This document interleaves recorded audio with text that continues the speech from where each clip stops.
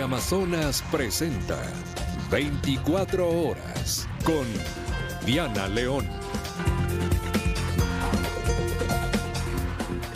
Amigos, muy buenas noches, bienvenidos a 24 horas. Nuevos cambios en la cúpula militar. El presidente ecuatoriano firmó un decreto para cambiar al comandante general de la Fuerza Naval mientras está de gira por Europa. Y precisamente este lunes un apagón masivo sorprendió a millones, principalmente en España. Las autoridades ya investigan lo sucedido. Con esto empezamos.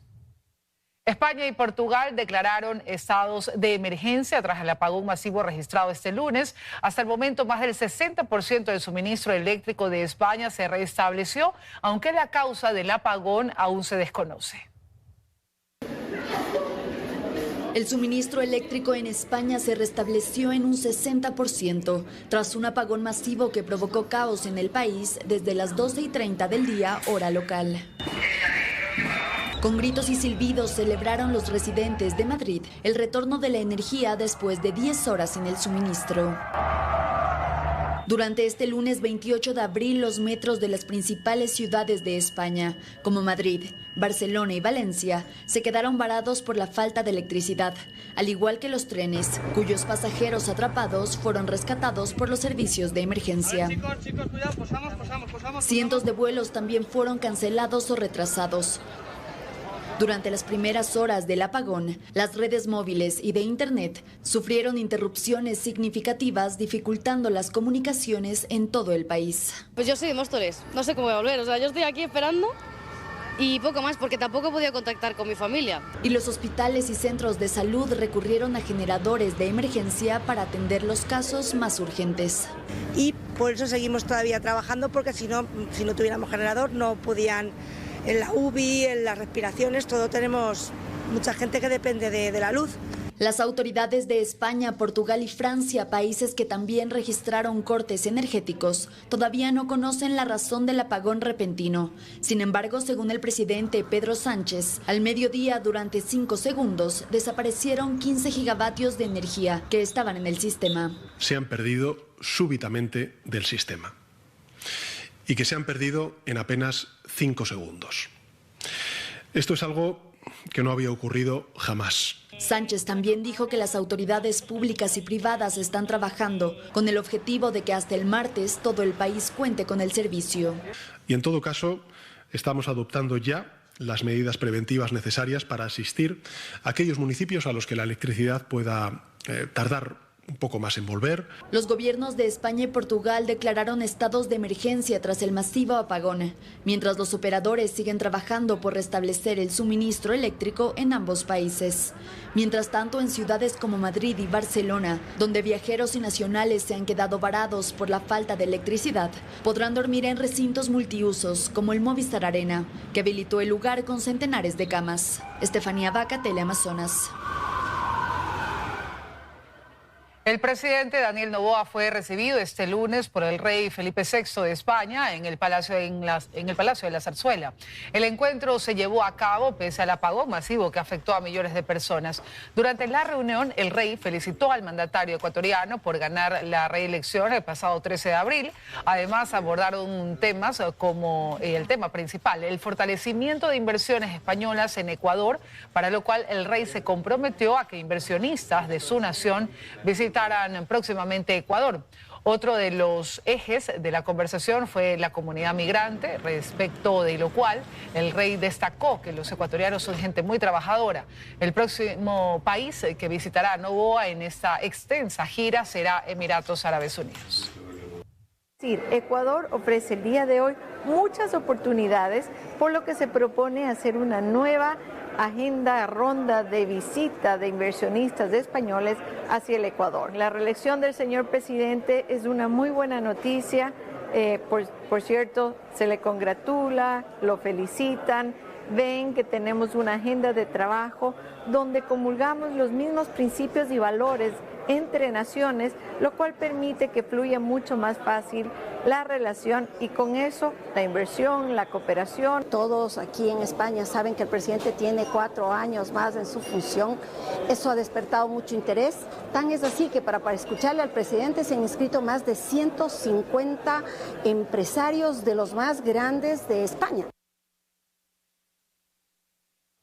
A través del decreto ejecutivo 617, el presidente Daniel Noboa designó al vicealmirante Pablo Iván Caicedo Salvador como nuevo comandante de la Fuerza Naval. El mandatario, que cesó de sus funciones al vicealmirante Miguel Santiago Córdoba Chehab, firmó el documento desde Madrid en medio de su gira internacional. Este es el segundo cambio que realiza el Ejecutivo en la cúpula militar después de ganar las elecciones.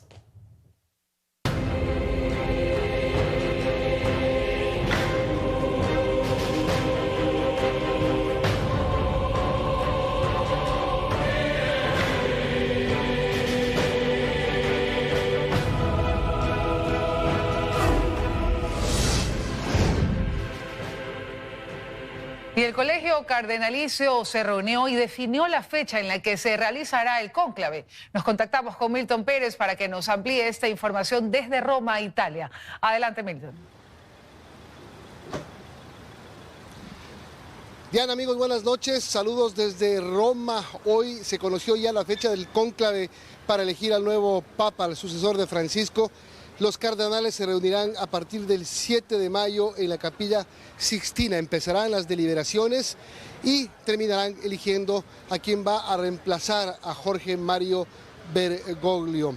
Bueno, ahora en la Plaza de San Pedro se ha convertido en un punto ya diferente porque vienen muchos visitantes, muchas personas que llegaron a despedir a Francisco, otros que han llegado ahora para esperar el cónclave. Hay muchísima gente en la Plaza de San Pedro en estos días, en el inicio de esta semana. Ahora ya muchos que conocen que el cónclave va a ser el 7 de mayo. Muchos seguramente se van a quedar para esperar conocer al nuevo Papa. Veamos una nota sobre el cónclave.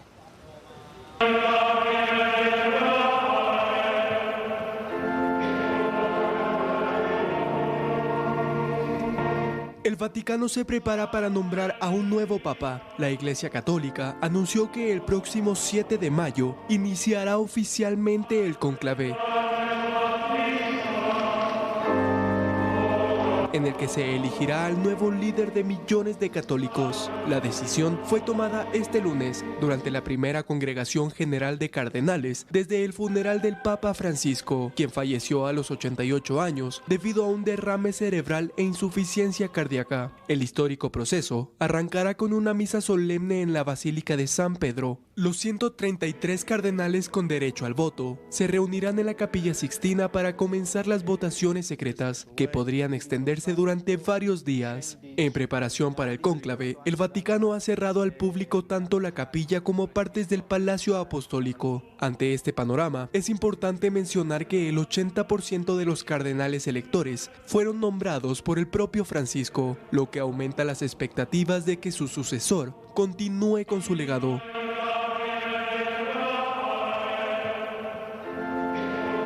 El proceso del cónclave es sencillo, aunque puede ser demoroso. Puede haber hasta 4 votaciones diarias y tras cada ronda las papeletas serán incineradas. Las multitudes esperarán en la Plaza de San Pedro una respuesta. Si es que del techo de la capilla sale humo negro, significa que no se llegó a un acuerdo. Por otro lado, si sale humo blanco, es señal de que hay un nuevo pontífice.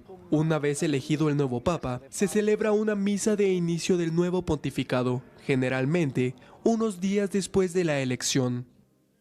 Históricamente, los cónclaves modernos han sido breves. En el último siglo, casi todos se resolvieron en 2 a 5 días. En 1978, un año en el que se celebraron 2 cónclaves, Juan Pablo I resultó electo en tan solo 2 días de deliberaciones. Más tarde ese mismo año, tras la repentina muerte del Papa, Juan Pablo II fue elegido en un proceso que tomó 3 días. En tiempos más recientes, se ha observado una dinámica similar. Benedicto XVI en 2005 y el Papa Francisco en 2013 fueron elegidos con rapidez, ambos en apenas 2 días de votaciones. Esta tendencia refuerza la expectativa de que el próximo Papa podría ser anunciado antes del 9 de mayo, con la misa de inicio de pontificado prevista para el domingo 11. Mateo Paredes, Teleamazonas. Bueno, hay muchos rumores, hay muchos análisis, muchos candidatos de quién podría ser el más opcionado a ser elegido nuevo Papa. Se habla de los pesos y contrapesos, lo que pesan los continentes. Y veamos aquí este cuadro mundial que nos describe quienes tienen más número de votos, que no significa que tengan más opciones de ser elegidos. Hay 49 cardenales europeos que pueden ser elegidos y que obviamente van a elegir.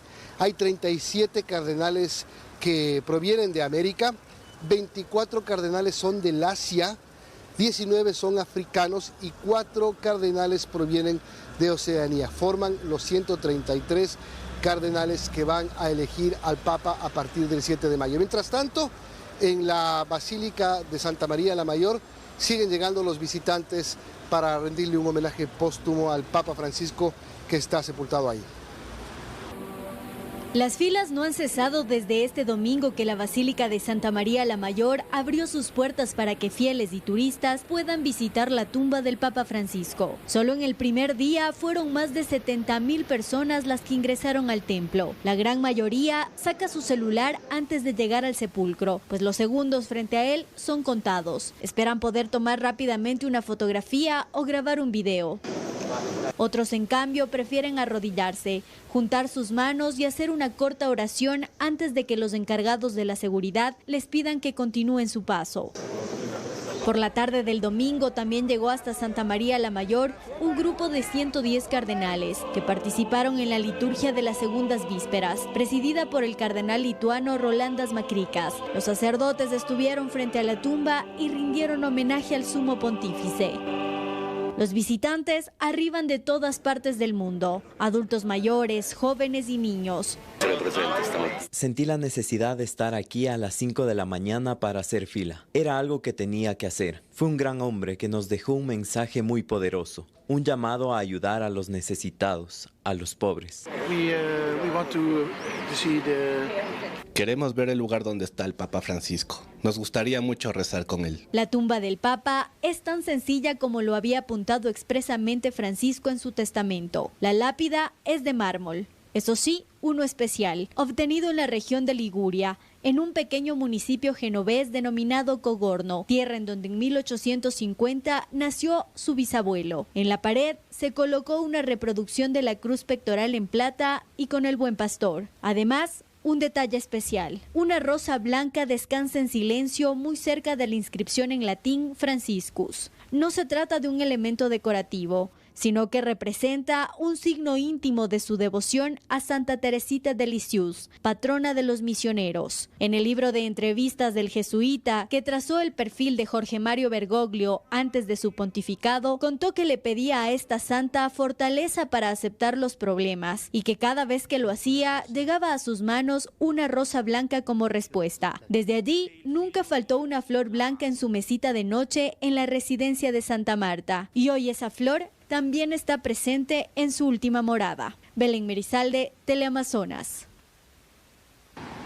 Bueno, y también siguen los novendiales. Estamos mañana será el cuarto día, la cuarta misa en la Basílica de San Pedro en honor al Papa Francisco. Los novendiales terminan el domingo 4 de mayo y luego la próxima semana, el 7, se instala el cónclave. Les seguiremos contando qué va pasando aquí, porque vivimos en un nuevo momento, ese momento de ya fijar la expectativa en quién será el sucesor de Francisco.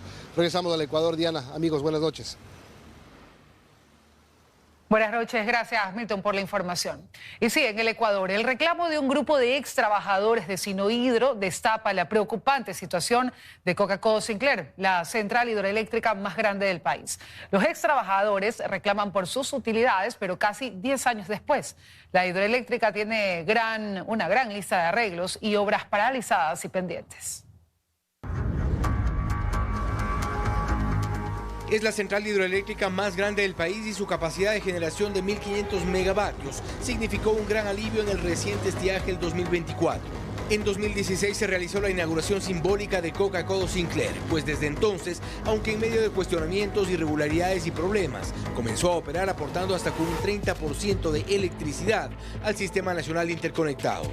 No obstante, está en manos aún de la constructora china Sinohidro y esto supone un problema para ex trabajadores que reclaman sus utilidades. La abogada Eli Cartagena representa a un grupo de ellos. Pues llegamos a tener conocimiento de la falta de la entrega de la obra, la falta de recepción por parte del Estado. Si no se entrega, nunca van a poder cobrar utilidades y todas las autoridades van a decir lo mismo. En diciembre del 2023 escribieron al presidente Noboa y le presentaron el caso que afecta a más de 7.000 ex trabajadores. 8 años en construir la obra, pero llevan más de 7 años, ya casi 8 años, y no pueden corregir lo que supuestamente estaba fallando. Sinohydro no paga sus utilidades y les argumenta que hasta la fecha no se ha suscrito el acta de entrega definitiva del proyecto.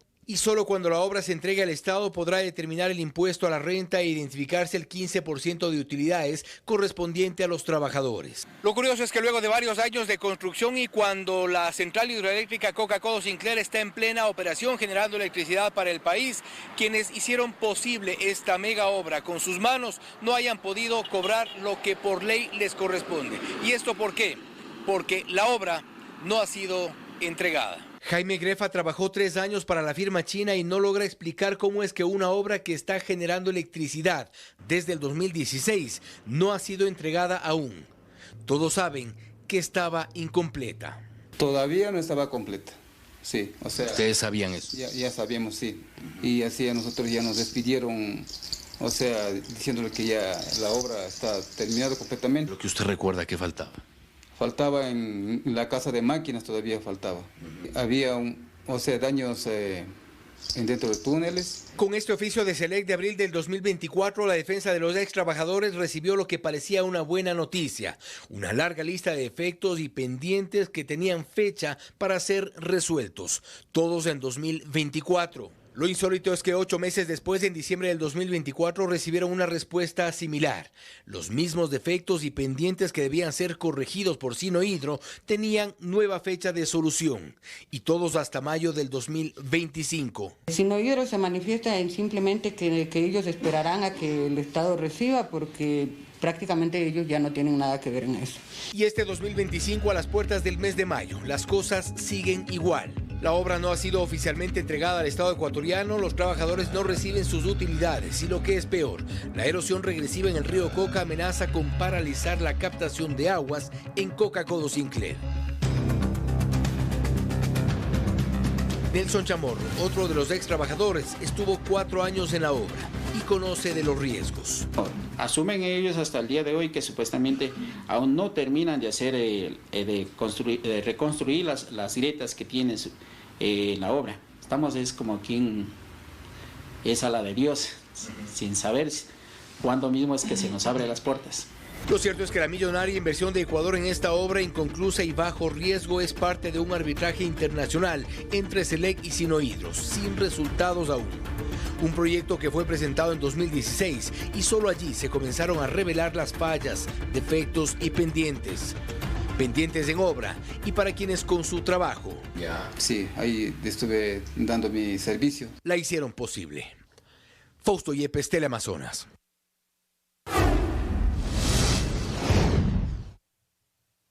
Y con cientos de familias y decenas de viviendas afectadas, además de 400 hectáreas de cultivos perdidos, Marcavelí, en la provincia de El Oro, es uno de los cantones más golpeados por el invierno.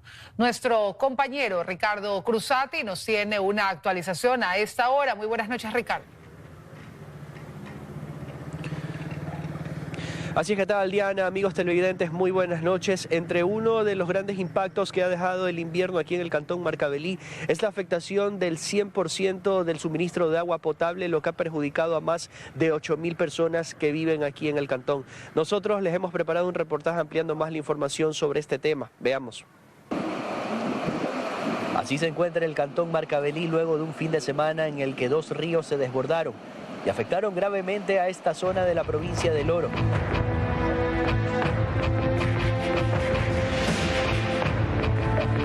Las calles presentan enormes socavones, varias viviendas quedaron destruidas y el servicio de agua potable colapsó completamente.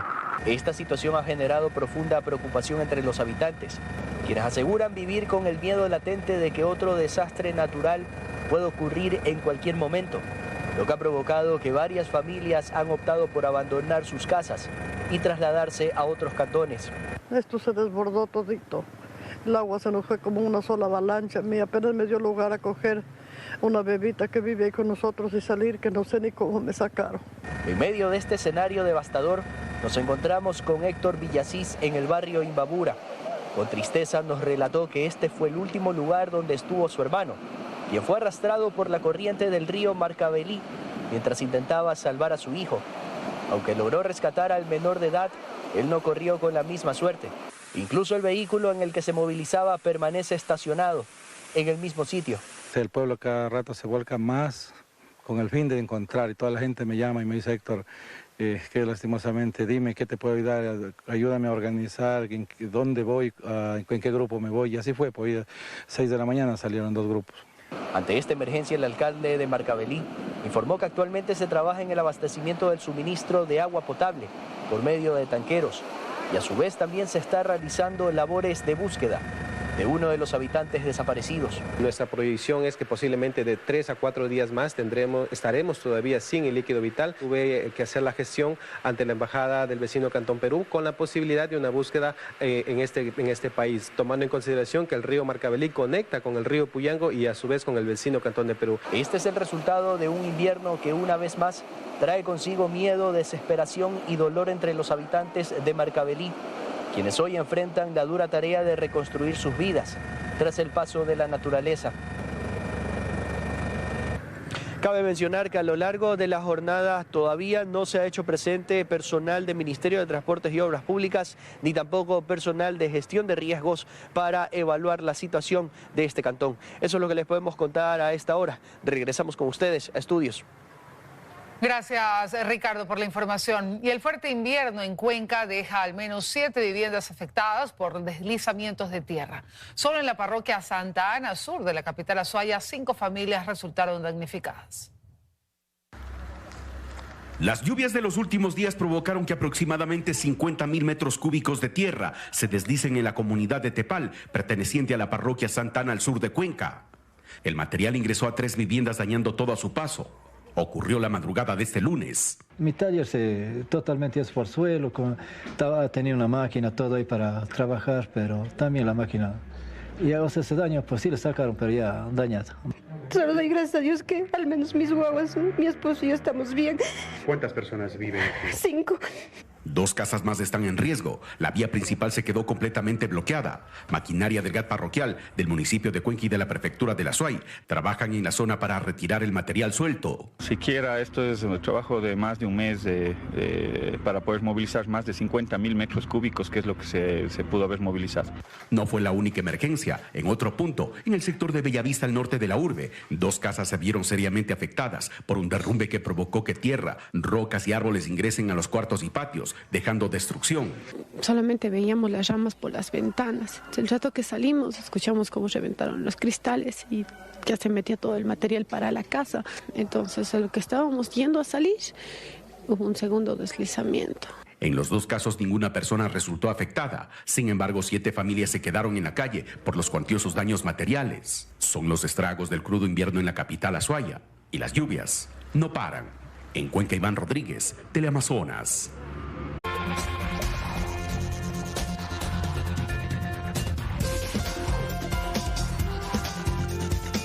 Seguimos con más información. La Comisión Interinstitucional de Seguridad, cuya creación fue ordenada por la Corte Constitucional, no ha logrado integrarse. En medio de un posible incumplimiento de decisiones legítimas, falta que el Ejecutivo y la Función Judicial nombren a sus delegados. Han pasado 2 meses desde que la Corte Constitucional, a través de este dictamen, dispuso la creación de una comisión interinstitucional destinada a articular acciones para afrontar el problema estructural de violencia y delincuencia organizada, y el organismo aún no logra integrar a sus 17 delegados. Al momento, la Asamblea Nacional, la Defensoría del Pueblo y la Función de Transparencia nombraron a sus representantes, pero aún falta la función ejecutiva y la judicial. Sin estos integrantes, la comisión no podrá sesionar, a pesar de que la Corte ya amplió y aclaró su dictamen ratificando su creación. ¿Para qué se ordenó? para evitar que se sigan utilizando estos estados de excepción y crear ya un organismo permanente que pueda atacar este problema de la seguridad. Entonces, si es que el presidente incumple esto, la Corte incluso podría limitar más los alcances de los estados de excepción, que ya lo ha hecho la Corte. De poco a poco ha ido limitando desde el año pasado. La decisión de la Corte Constitucional ya generó un primer roce con el Ejecutivo, que argumentó que la Corte se estaba arrogando funciones. De acuerdo al abogado constitucionalista Edison Guarango, el incumplimiento del dictamen puede atraer consecuencias. Esto implica el cometimiento de un delito que se llama incumplimiento de decisiones legítimas de autoridad competente. Más allá de las facultades o el escarmiento de carácter administrativo que puede crear la Corte, como por ejemplo el tema de destituciones. Para el asambleísta de Revolución Ciudadana Franklin Samaniego, quien es delegado de la Asamblea Nacional para integrar esta comisión, la seguridad es un tema prioritario que deberá ser analizado y resuelto por el organismo. Política pública es fundamental. Ojalá ahí podamos también revisar cuál es la propuesta que tiene el gobierno, ¿no es cierto?, para poder articularla con todas las funciones del Estado. Hay una problemática de cortocircuitos, por ejemplo, entre la policía y la función judicial. No existe la responsabilidad de la función judicial y de la Fiscalía para darle una respuesta, valga la redundancia, a la problemática de las detenciones que se realizan. Y por otro lado también el tema de la política pública y los recursos. Una vez que se logre conformar la comisión, en su primera sesión se deberá elaborar un cronograma con actividades claras para cada institución, incluyendo además como prioridad la elaboración y aprobación de una ley para reformar el artículo 158 de la Constitución respecto a la misión de la Policía Nacional y las Fuerzas Armadas. Daniela Valencia, Teleamazonas. Armamento proveniente de Miami fue detectado e interceptado en la terminal de carga aérea en Guayaquil. La policía rastrea a los grupos delictivos que realizan estos envíos desde Estados Unidos. Hacia el interior de estos parlantes de música es en donde estaban camuflados 14 fusiles de asalto y 2 pistolas. El armamento pretendía ingresar a Ecuador vía courier desde Miami, Estados Unidos. Estoy aquí en el aeropuerto de Guayaquil, conjuntamente con las Fuerzas Armadas y Policía Nacional, ante una alerta internacional de unas armas fusiles de calibre 2.23. Mediante este video, el director del Servicio Nacional de Aduana, Iván Rosero, mencionó que el paquete fue incautado gracias a una alerta internacional. Procedimos a actuar de manera inmediata conjuntamente con la Policía Nacional, Fuerzas Armadas y la Fiscalía para verificar esta novedad. La Policía Nacional rastrea a los grupos que hacen estos envíos desde Estados Unidos. Desde noviembre del 2021, la aduana de Ecuador ha detectado varios intentos de enviar paquetes con armas y droga a nuestro país de vía courier.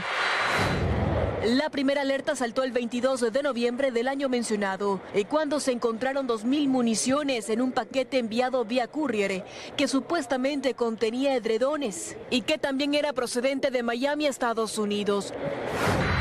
3 días después de aquella fecha, en otro vuelo que venía de Nueva York, los funcionarios hallaron partes de fusiles. El destino final era Cuenca, en la provincia de Azuay, y los componentes de las armas fueron mezclados entre ropa, zapatos y herramientas. Bernarda Ceballos, Teleamazonas.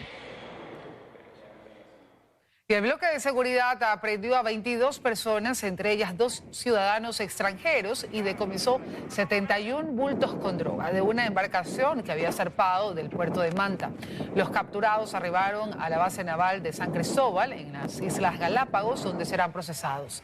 Mientras que en Salinas, en Santa Elena, la Armada del Ecuador incautó 63 bultos con estupefacientes que habían sido arrojados a alta mar. En total, las autoridades han decomisado 7 toneladas de droga desde el fin de semana.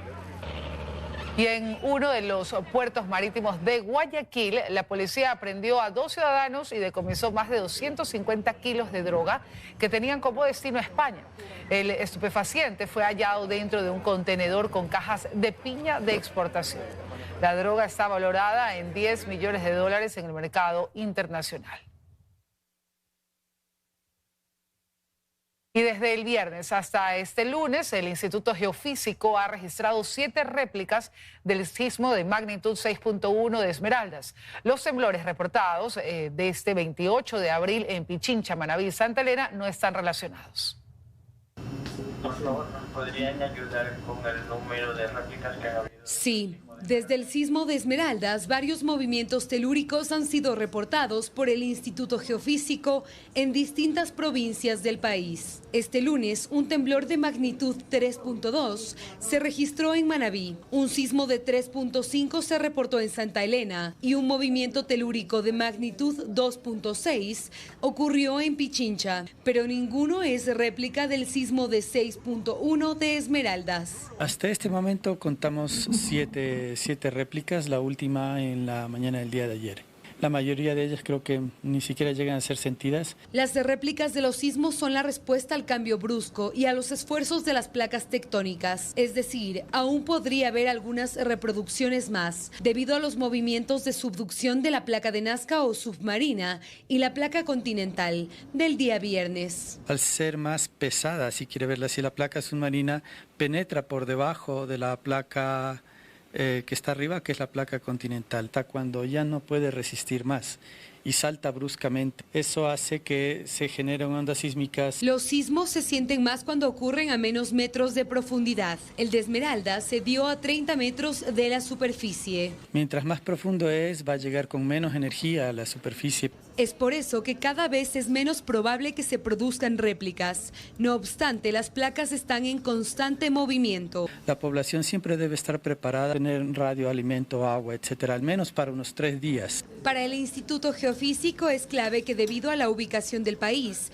las edificaciones también cuenten con sensores sísmicos. María Gracia Chacón, Teleamazonas.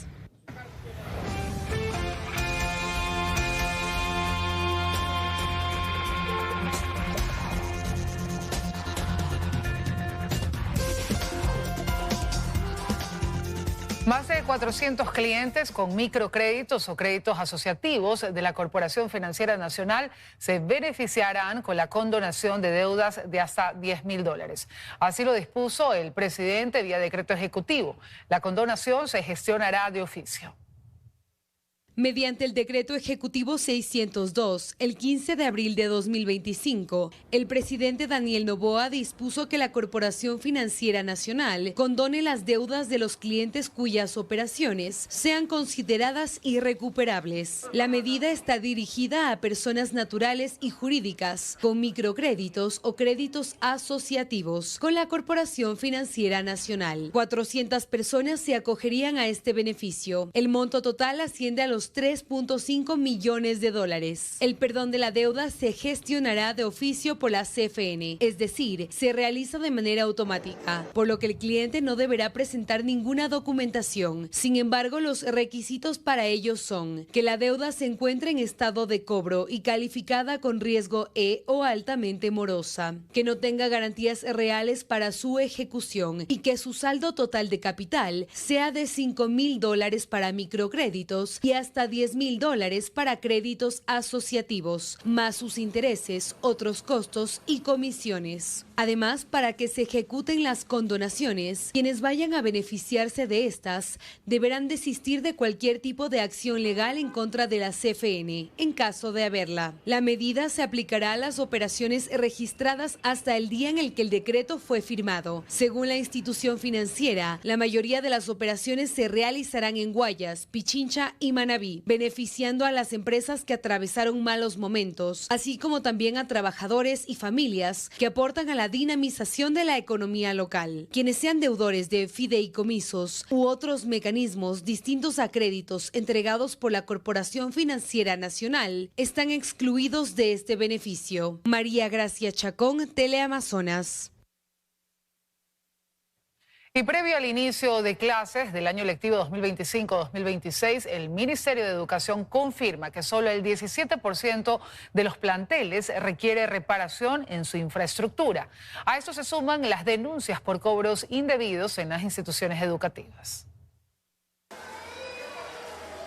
El próximo 5 de mayo, cerca de 2.3 millones de estudiantes retornarán a las aulas en la región Costa Galápagos, los cuales estarán ubicados en las 9.000 instituciones educativas para el periodo lectivo 2025-2026. Según la ministra de Educación, Alegría Crespo, el 81% de las escuelas y colegios están aptos para su uso. 843 están en estado bueno, el 17% requiere definitivamente una inversión, presupuesto más de intervención. Información que discrepa la Unión Nacional de Educadores UNE, pues según su data menciona que cerca del 80% de las instituciones educativas requieren mantenimiento urgente. Nuestro equipo periodístico realizó un recorrido por varias instituciones educativas. En la Escuela de Educación Básica Fiscal Esperanza Caputi Olvera, la situación es distinta. Aquí se solicitan valores para adecuar el mobiliario e incluso bajo el concepto de matrícula. Informaron ahorita que la presidenta de curso del año pasado no sé qué está recogiendo para las bancas. Ahora están pidiendo $5, que según que para llenar la ficha y que para tomar una foto. Al consultar a la ministra de Educación las denuncias realizadas por los padres de familia, respondió: tolerancia cero frente a cualquier acto de corrupción en el Ministerio de Educación. E incluso esta información fue confirmada por la subsecretaria de Educación de la Zona 8, Daniela Febres Cordero. Erika Vera, del Amazonas.